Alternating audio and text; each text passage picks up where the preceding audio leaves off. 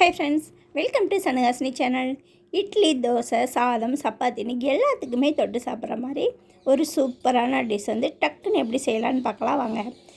கடாயில் நல்லெண்ணெய் சேர்த்து கடுகு, உளுந்து, சீரகம், கடலைப்பருப்பு இதெல்லாமே சேர்த்து நல்லா பொரியவும், பொடியை வெட்டி வச்ச வெங்காயம், கருவேப்பிலை, வெள்ளைப்பூடு, இஞ்சி இது எல்லாமே சேர்த்து நல்லா வதக்கலாங்க.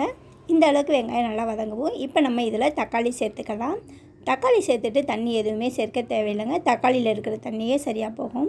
இப்போ இதுக்கு தேவையான அளவுக்கு உப்பு, மஞ்சத்தூள், ஒரு ஸ்பூன் காரம் மட்டும் சேர்த்துக்கலாங்க. இப்போ இதை நம்ம சிம்மிலே வச்சு வேக வச்சுக்கலாங்க. உங்களுக்கு தேவைன்னா கொஞ்சம் போல் புளி கரைசல் வந்து சேர்த்துக்கலாம். அதுவும் ரொம்ப சூப்பராக இருக்கும். நான் வந்து புளி சேர்த்துக்கலைங்க, புளி இல்லாமலே தான் செஞ்சேன். இந்த மாதிரி எண்ணெய் பிரிஞ்சு வரவும் நம்ம இறக்கி நல்லா சுட சுட சாதத்தோடு வச்சு சாப்பிட்டோம்னா அந்த டேஸ்ட்டே வேறுங்க.